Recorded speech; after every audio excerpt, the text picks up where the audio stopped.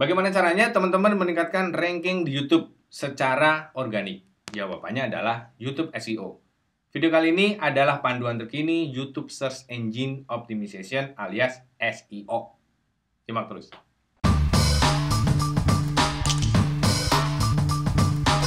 Selamat datang buat yang baru sampai di sini. Perkenalkan, nama saya Den Jesse, kakak pembina YouTuber Indonesia yang kece-kece.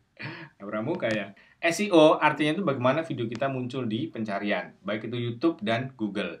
Kalau ada orang yang ngetik sesuatu yang cocok dengan video kita usahakan semaksimal mungkin ada di posisi paling atas. Tapi gimana sih sebenarnya algoritma YouTube itu kerjanya? Oke, dan faktor apa aja yang bisa membuat video kita mendapatkan ranking? Algoritma YouTube itu seringkali ngalamin perubahan ya, tapi ada beberapa hal mendasar yang sifatnya tetap yang akan saya bahas di video kali ini.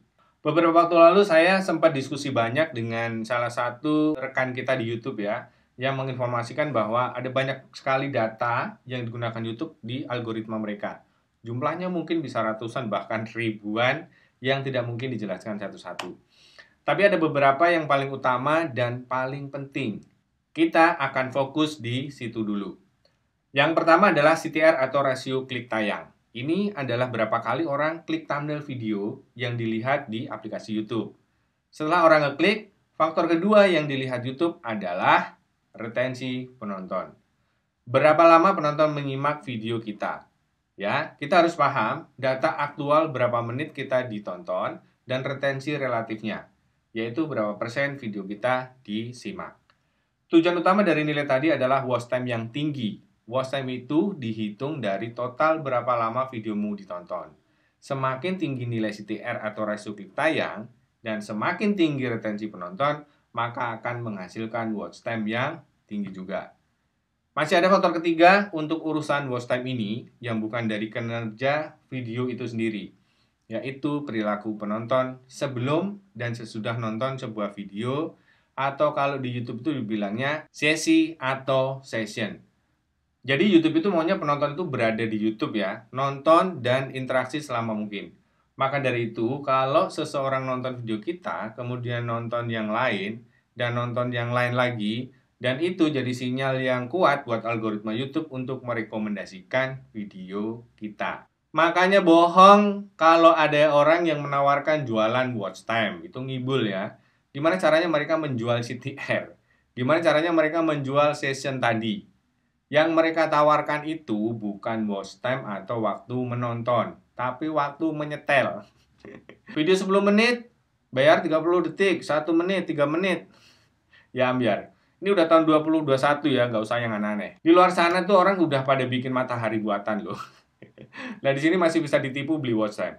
Ya tapi terserah lah, channel-channelmu sendiri. Oke? Nah, jadi jangan khawatir dengan ratusan data poin yang dipakai oleh algoritma YouTube tadi. Cukup fokus di 3 hal barusan. Rasio klik tayang, retensi penonton, dan session.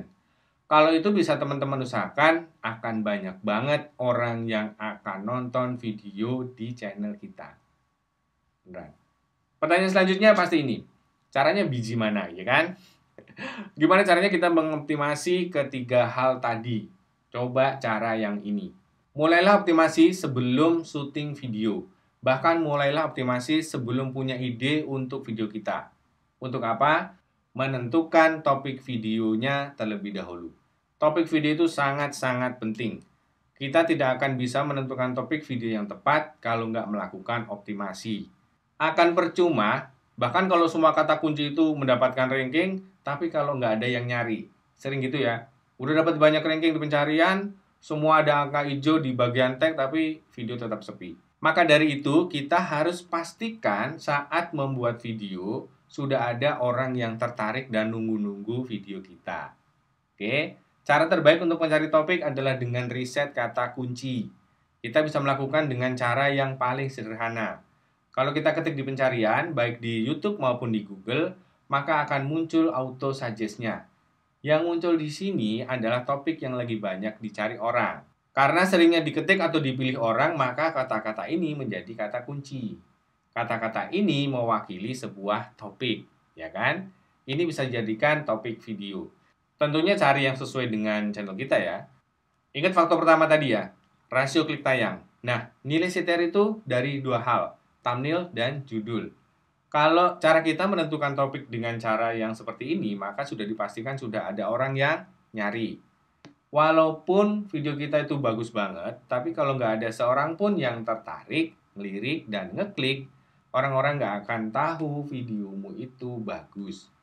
Maka, pastikan kamu membuat judul yang menarik. Caranya ada di video yang ini ya, habis ini disimak, oke? Nah sekarang, gimana caranya untuk masalah video? Saat mempersiapkan sebuah video, hal paling penting untuk diperhatikan adalah awal video dan akhir video. Untuk itu, kita harus pahami dulu performa video kita sebelumnya. Masa penting nasib video kita itu ditentukan di awal video.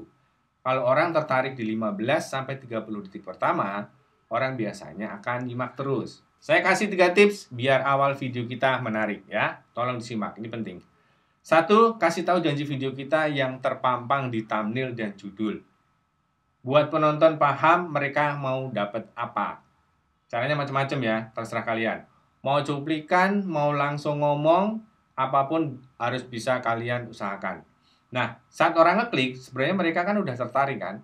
Tertarik dengan kata-kata dan gambar di judul dan thumbnail. Kalau dari awal video, orang merasa video kita nggak sesuai, ya orang akan kabur. Jadi jangan memulai video kita dengan sesuatu yang jauh berbeda dari yang dikatakan di thumbnail dan judul. Oke? Nomor 2, beritahu keuntungan atau manfaat kalau orang terus lanjut nonton video kita. Misalnya kalau videomu tentang tutorial, ya sudah, kasih tahu aja nanti akan ngasih solusi apa. Kalau videomu tentang hiburan, ya hiburlah sejak awal video. Dan ini yang sering saya lakukan.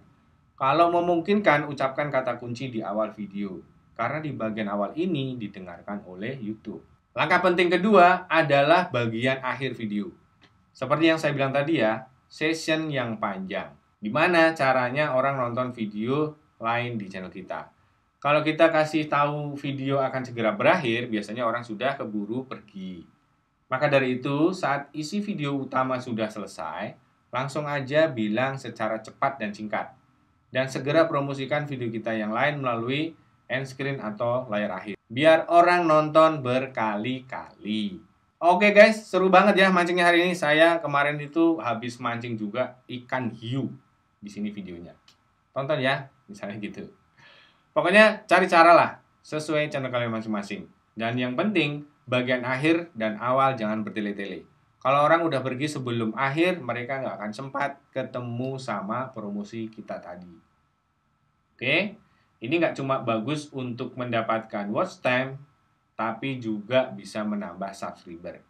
Misalnya orang tertarik nonton video yang lain karena promosi tadi, tapi karena kuotanya habis, besoklah nontonnya sekarang subscribe dulu. Misalkan gitu, ninggalin jejak. Lumayan nambah 1 subscriber. Alright? Nah, udah 2 ya. Optimasi CTR dan video.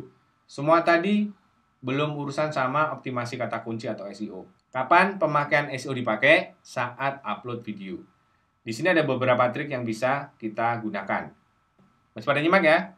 Nah, bagian metadata ini gunanya untuk memastikan YouTube paham topik video. Ingat ya, membuat YouTube paham. Jadi ada yang namanya kata kunci utama. Jadi tugas kita adalah mencari satu kata kunci yang nilainya bagus, yang akan kita pasang di judul, deskripsi, dan tag. Kita bisa menggunakan berbagai macam kata kunci lain yang akan kita pasang di deskripsi dan tag.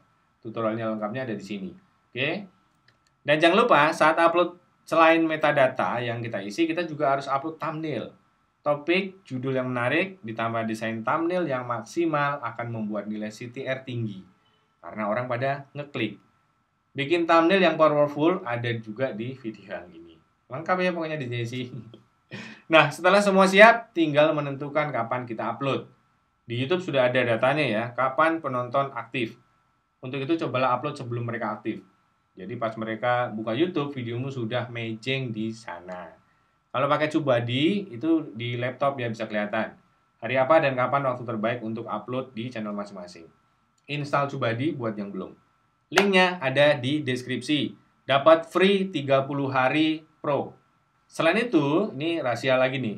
Kalau mau lebih dapat ranking lagi di YouTube, kita bisa coba fitur Premier. Karena ini akan ngeping ke Google saat mengupload video di Premiere. Jangan lupa pula, cobalah kamu share videomu ke media sosial, itu standar ya. Syukur-syukur udah punya follower yang banyak, nanti bisa mendapatkan view dari sana. Usahakan sebanyak mungkin orang datang dan nonton video kita di 1 jam pertama saat kita upload.